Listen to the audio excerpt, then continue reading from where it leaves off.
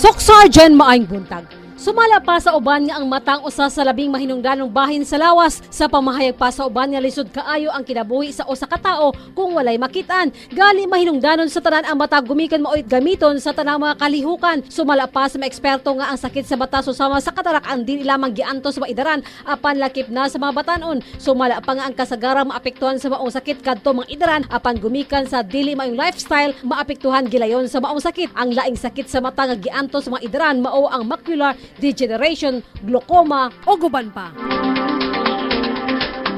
Ang katarak ang usa sa mga nag-unang hinungdan nganong mabuta ang usa ka tawo. Sumala pa nga ning panahon adoy kaso sa mga batan-on nga apektado sa katarak gumikan sa sobrang exposure sa ultraviolet light. Lakip na kadto mga tawo nga adoy diabetes, mahiligon sa pagpanigarilyo o pag-inom og tambal susama sa oral, topical o inhaled steroids. Aron malikayan nga mabuta ang aya mo konsumo og pagkaon nga daghan og vitamin C ug utanon nga abunda sa antioxidants susama sa atsal, broccoli ug oranges. Sa labing ulahing pagtuon nga gipahigayon sa mga eksperto nga ang mga tao nga taas ang blood level sa vitamin C ang ubos ang risko nga makaangkod og katarak samtang katong ubos ang vitamin C ang taas ang risko nga makaangkod og sakit sa mata. Ang mga pagkaon nga abunda sa vitamin C mao ang bell peppers, broccoli, oranges, carrots, sweet potatoes ug kalabasa. Apan angayang magsulob kanunay og mga sunglasses aron moubos ang risgo nga makaangkon sa maong balatian ilabi pa ning panahona nga init kaayo ang temperatura dinhi sa Baydakbayan. Angayang likayan usab ang pagpanigarilyo ug dapat regular usab ang pagbisita sa doktor aron pailawom sa vision screening. Sumala pa nga ang selenium ang kasagaran nga gituohan nga usa kini ka minerals apan daghan di ay ang nutrients nga makaprotekta sa mata. Ang pagkonsumo og pagkaon nga abunda sa selenium ang makapugong aron makaangkod og eye related diseases ug magmaayo ang panglantaw. Sama sa laing mga antioxidants, ang selenium ang gatrabaho pinaagi sa kooperasyon sa vitamin E sa pagpangita og free radicals sa lawas. Ang free radicals ang unstable compounds nga makamugna sa oxidative damage sa cell membranes og DNA nga ga-contribute sa pagkaidaran og chronic diseases. Kung adunay igong selenium ang lawas sa usa ka tawo, man-neutralize ang free radicals sa lawas pinaagi sa electron hinungdan nga makunuran og mapugngan ang kadaot sa mata. Ang nag-unang hinungdan sa eye-related diseases mao ang katarak, lakip na macular degeneration. Ania ang eksplanasyon ni Dr. Noel Alulod, usa sa mga ophthalmologist din sa Baydakbayan kung unsa ang katarak ug angayang himuon kalabutan sa maong balatian.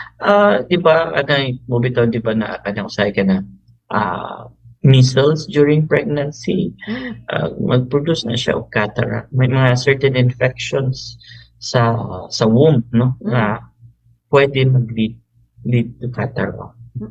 Pwede good. And then there are also kanang mga metabolic conditions, no, mga sakit, layubang sakit sa mga bata, mga inflammatory kanang mga arthritis sa bata, may naana, usahay mag-lead na siya to the development of cataract. So, dili siya exclusive sa mga tigulang lang. Although, statistically speaking, mas common yun siya sa mga tigulang. Kaya di mag-inom kaya yan. Kaya, I think 70 to 80% of people over 65 na sila some form of cataract. Does not mean kailangan sila tanan operahan, pero most of the time naagin na sila yung mga cataract. Sa mga bata, unfortunately, naagin po yung kahitabo na mag-develop sila cataract inborn or maybe trauma, no, trauma, hindi natuslok ilang mata, sila ko, may inana pa. So, sometimes na yung mga ginatawag na traumatic cataract po. Samtang ang rekomendasyon sa pagkonsumo sa vitamin C ang gihanay sa mga nagkadaiyang mga national agencies. Sa rekomendasyon sa UN Food Standards Agency, ang ngayang 40 mg matag adlaw o 280 mg matag semana ang konsumohon ng vitamin C, 45 mg per day o 300 mg per week. Subay sa pamahayag sa World Health Organization, 900 mg per day alang sa mga lalaki o 75 mg per day alang sa mga babae base sa pamahayag sa Health Canada 2007 nga konsumohon nga vitamin C 65 to 95 mg per day nga ang konsumohon nga vitamin C subay sa pamahayag sa US National Academy of Sciences. Samtang ani ang sintomas kung kulang ang vitamin C sa usa ka tawo Una, makasinati og fatigue. Kung kulang ang vitamin C, paspas nga makapoy, kumikan sa chronic fatigue nga sintomas niini kung asa daghan pa ang mga gibati. Sumala pa nga adunay mood changes ang usa ka individual kung kulang sa vitamin C nga mahimong irritable o kahaubos ang pasensya. Nasuta usab nga ang mga nasamplit ang makasinati og pag-ubos gilayon sa timbang. Makasinati gihapon og pagpanakit sa ubang parte sa lawas gumikan sa kakulangon sa vitamin C. Mahimong makamugna og kapin sa 13,000 ka mga vitamin C sa ilang lawas matag adlaw alang sa normal health. Samtang daghan gihapon sa mga hayop ang makahimo sa ilang kaugalingong vitamin C. Gumikan niini ang ubang mga animal products ang maayong source sa dietary vitamin C. Gibutyag abunda sa vitamin C ang atay ug wala sa mga karne sa hayop nga kasagarang gikonsumo hinungdan nga kulang ang maong bitamina sa lawas. Adunay vitamin C gihapon sa gatas inahan ug wala sa baka. Nasayran nga ang tanang sobrang vitamin C ang mugawa sa lawas pinaagi sa urinary system o kaihi.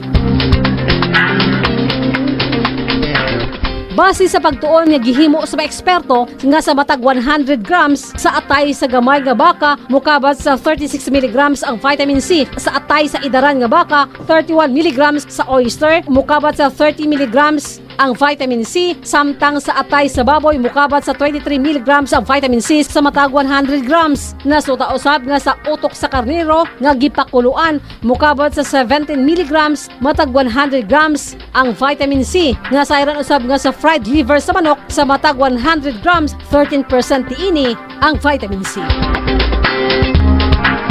Sok Sergeant, maukad to ang paghatod kaniyo karong adlaw sa atong special production sa programang Good Morning Philippines. Kini si Bombo Edna Mendoza para sa the #1 and most trusted radio network in the country, Bombo Radio Philippines. Basta Radio, Bombo!